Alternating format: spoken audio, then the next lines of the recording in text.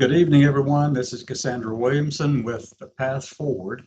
It is now 6 p.m. Eastern Time, and we have a few things to talk about today. Mostly the topic is going to center around veterans and their experiences with VA and their concerns about VA.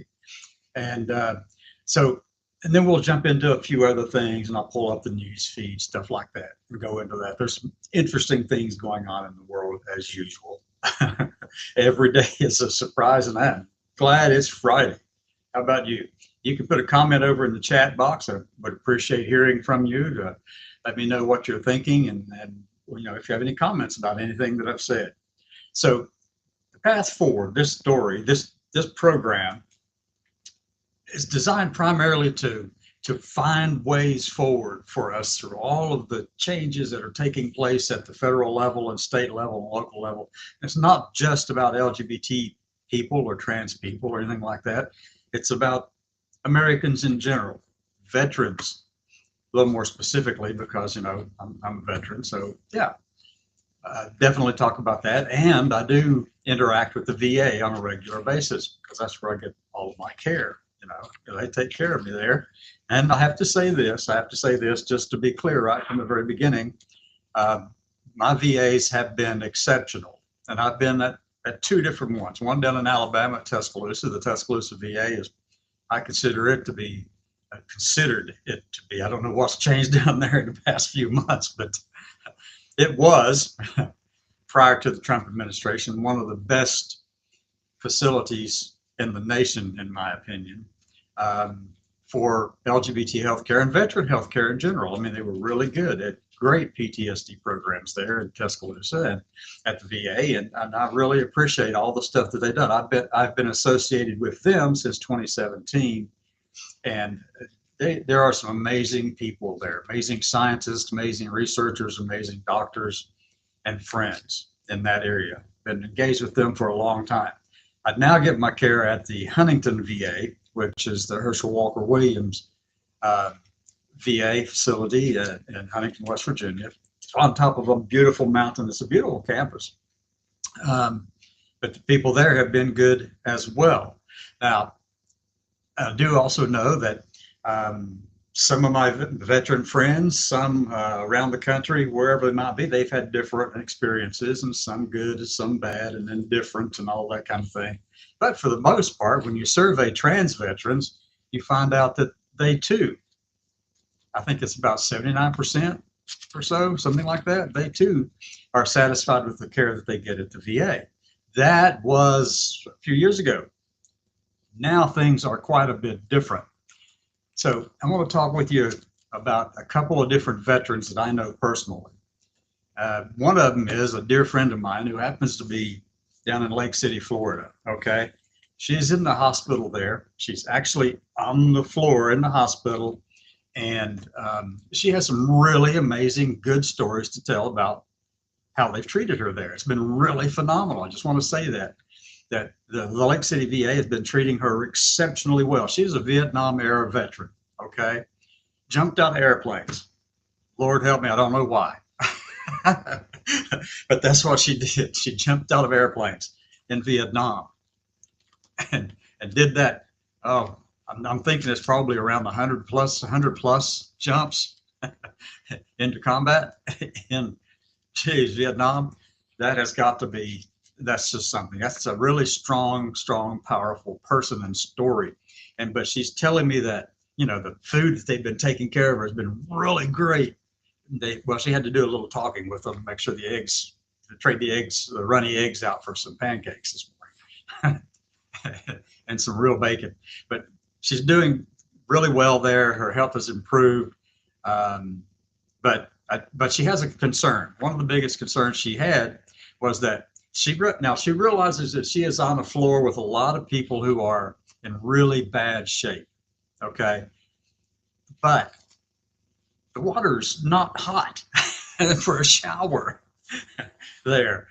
She's having some problem with that water. If you're watching me from down at the Lake City VA, y'all turn that thermostat up on that water heater a little bit, would you? Yeah, I understand. And we understand the rationale, which is just basically an explanation but not founded in reality of the matter, I suspect. But so turn the thermostat up on the water for my friend down there, at least so she can take a warm shower. There are other people on that floor who don't. Obviously, they can't for some reason or another can't do it. But take care of our veterans, and for the most part, they've been doing that really exceptionally well. I keep getting a messenger beep over here, but I can't answer those things right at the moment. I don't know who you are. If you're sending me text messages, but you know, food's great, the service is great, the personnel are great. She has those really good people taking care of her there. So, it's all good, except the water's cold. So if you're working at the anywhere in VA system, call down there and tell them to get that water turned up a little bit for those veterans. It's not going to hurt your budget that much, is it? Shoot, you've cut away a whole bunch of people already. I mean, what are you looking at? 76,000 more people cut from the VA payroll? Really? Really? And you think that that's not going to have an impact? Well, you're saving some money there somewhere, so turn that water up. Come on. Give her a chance to get a warm bath. And to my friend down there, I know you're probably watching, and I just want to let you know that big hugs, dear friend, because your friendship has been phenomenal over these years, a number of years. So thank you so much for that. And your input into all these things that I talk about on the show. I mean, I think I just use all of your words and praising you every time I turn around because you and I talk so much. And you've got so much more wisdom than I do. And, that's just, you've been around the block a few times. So, but there are some other veterans, some classmates of mine who have been having some concerns, and they're really worried about the quality of their care. They recently retired, or they're retired, and they applied for VA to use VA for their health care as their sole source VA health care. But they're worried. They're worried about the quality of service that they're going to be getting. And I know that these aren't the only two people. Classmates of mine from the Naval Academy, they were officers. All right, in either the Navy or the Marine Corps. It could have been in other branches as well, but one of those two. But anyway, these people are good friends of mine too, and they have some very serious, very well thought out concerns, and it has to do with, well, look, you're talking about the VA is talking about rolling back the number of employees to the pre-2019 level.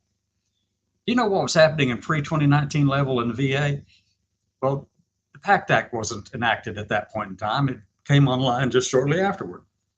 And the PACT Act meant that people who had exposure to burn pits, and some of my friends have been through this, okay?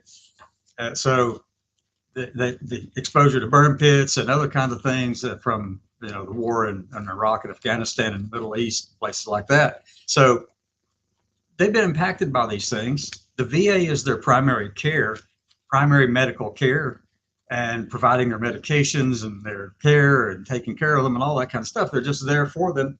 But they're really worried because if you cut back the 76,000 people or so that the VA is saying that they're going to cut back now, then you're going to be harming someone, and you're going to be harming one of my veteran friends. And I'm going to tell you, I'm going to raise a stink about it all the way up the chain as far as I can. I might not get a single thing accomplished, but I do know that I'm going to be letting people know about that, because these are veterans, folks.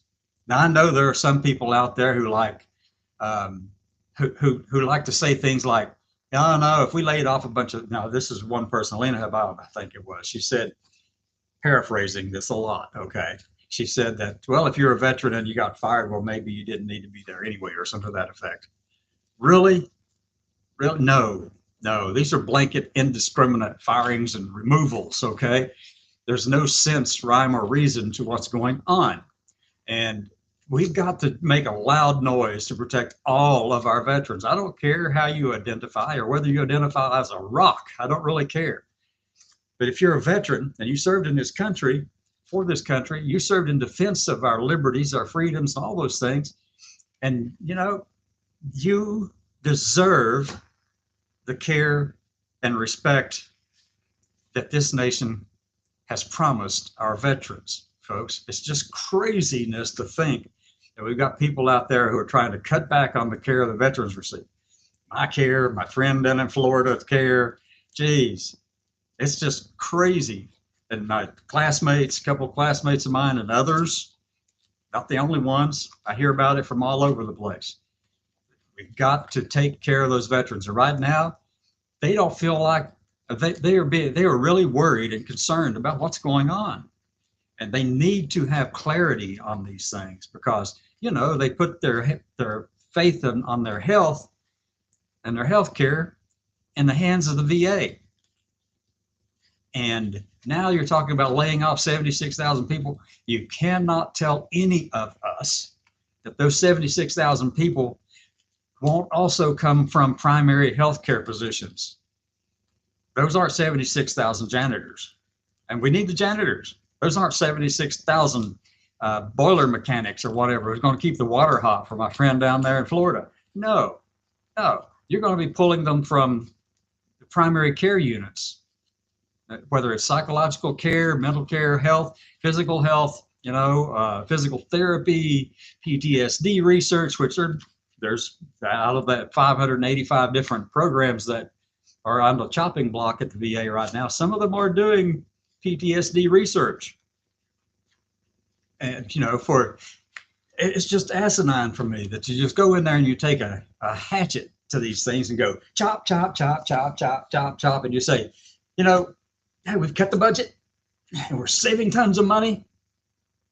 Oh, you know, screw the veterans and the people we're taking care of. Screw the people out in rural America who rely on programs such as Medicaid and Medicare and stuff like that. Like my sister relies on Medicaid.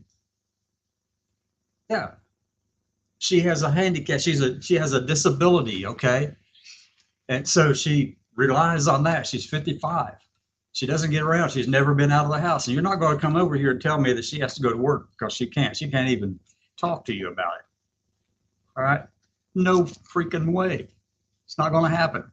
Her world has all family, right in the family where I am. I went to Eastern Kentucky to be here for them, for my sister and my mom and my brother and cousin and different ones, whoever needs something. If I can do it, I'll try to do it for them, help them.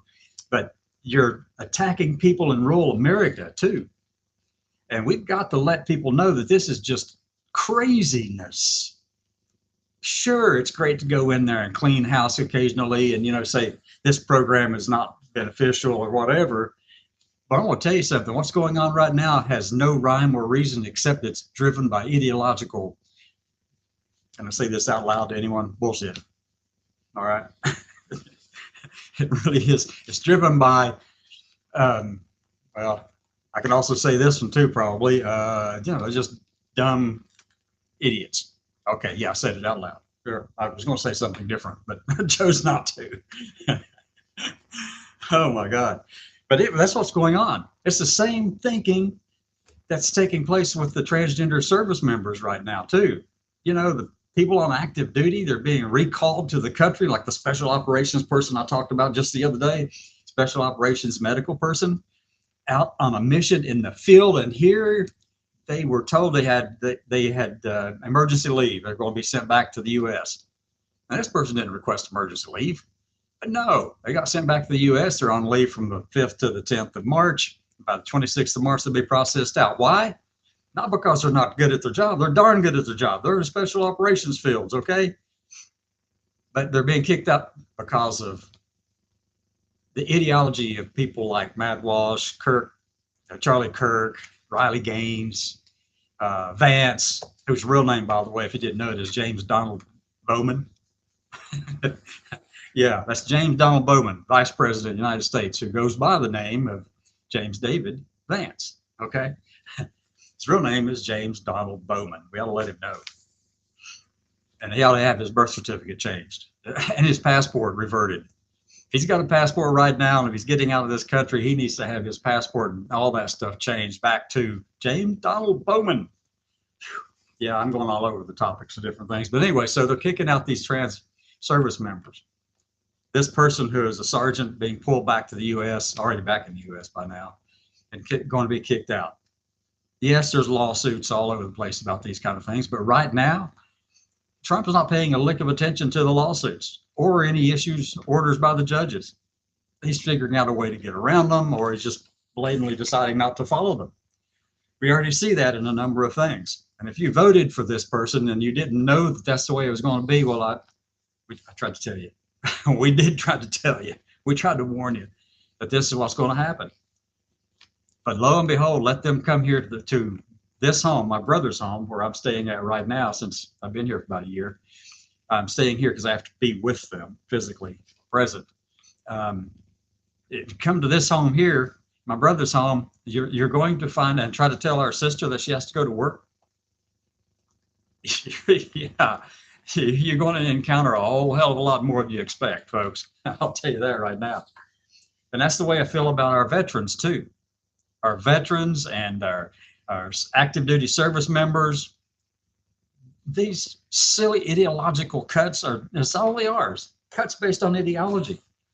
And you can't convince me otherwise, because I know how these people think. Because I used to be in one of those ultra conservative Christian environments, okay? I was there for 6 years, 6.5 years. Yeah, I know what they're into. It's Christian nationalism. They believe that Christians, and I mean this seriously, just Christians in this country are over the government, over the Supreme Court, over the president, over the Congress, over everybody in it, and they get to tell them if they're doing the right stuff or not. And believe me, that's what Matt Walsh wants. He calls himself a theocratic fascist for a reason. That's his label for himself. And you've heard of Matt Walsh, I'm sure. He's that pontificator over there on the right, extreme right, hangs out with Charlie Kirk and Riley Gaines and Nick Fuentes and all that bunch. That one. Yep. Calls himself a theocratic fascist. The rest of them don't have the guts to actually say that out loud, but that's really what they are. And you might not like that term. You might think that I'm just throwing things out there, but no, I'm telling you what they call themselves. All right. And that's what they believe. That's exactly what they believe, folks. Yeah, they do. And if you have anything to say about that, now's your time to talk. Okay, so I'm going to put one up here from Junia Childers, my friend down in Alabama.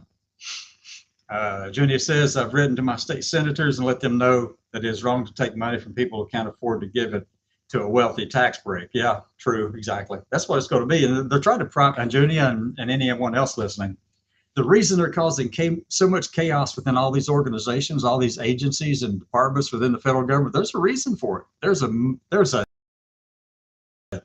plan behind all of this that motivates all of it, that drives all of these things to occur. And all the chaos that you see going on in the VA, all the chaos you see that could potentially be getting ready to happen in the post office, all the chaos in the IRS, all the chaos in Department of Homeland Security, all this kind of stuff that's going on right now, all that chaos is designed to destabilize all of those things so that those who have the money can buy off the parts and take care of it themselves and make more money. That's what it is all about.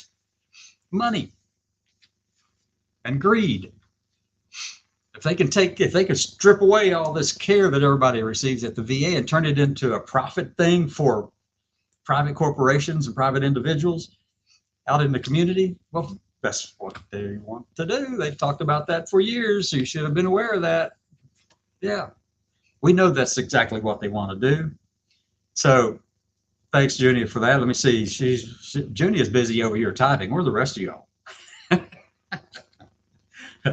A lot of my stories, which I've spoken to you about when I spoke out against Ronald Reagan giving away his position, which is against UCMJ, and subsequently shown to be dead for 3 months. I'm not quite sure what that one is right there, but yeah.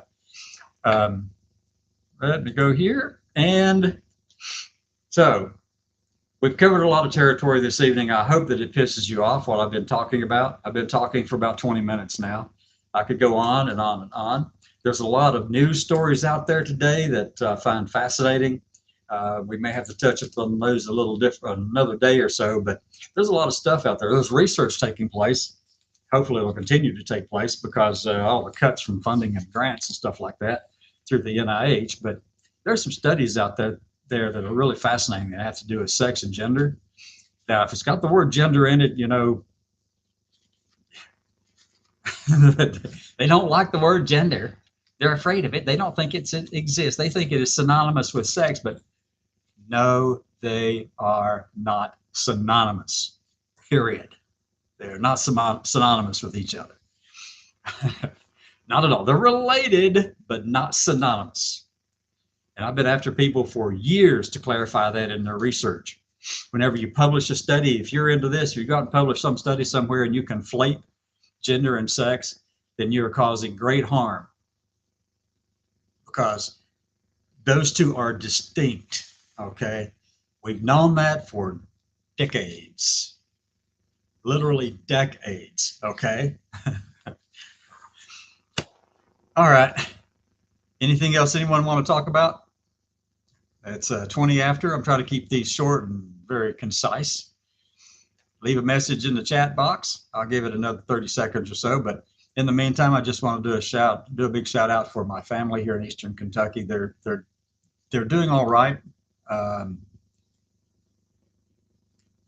Mom is slowing down quite a bit. It's pretty dramatic.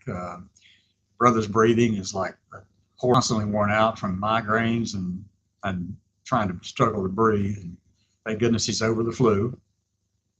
Sister is all right. They got some tests coming up and stuff like that. I'm just saying all right because it's a relative term, for everybody. And my cousin, she's been a little bit sick. I had struggled for the last couple of days. And so I know that everyone is slowly recovering, but some things are not recoverable from. Okay. And here's what, I don't know if this is true or not, but from my experience, it seems that all of these theocratic authoritarians come from Jehovah's Witness faith. No, actually, I could see what you're saying, but it's charismatic Christianity, okay?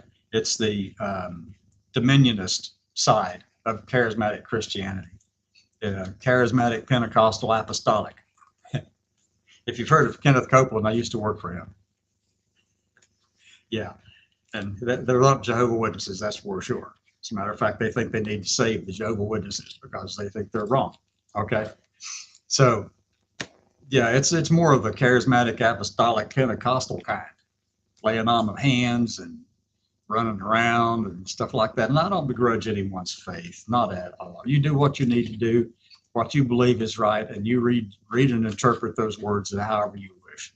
Okay, but if you do read through some of those words, I'm gonna just I got to throw this out there. If you do read some of those words in the Bible, in the Christian Bible, you'll find that eunuchs mentioned a lot. And it may say man and woman he created at the beginning, but later in the book he starts talking about, eunuchs. Philip, a very devout person, went out into the desert in the New Testament, went out into the desert to meet a eunuch, an Ethiopian eunuch, one of the queen's eunuchs. And he didn't chastise that person. He didn't go to attack them or anything like that.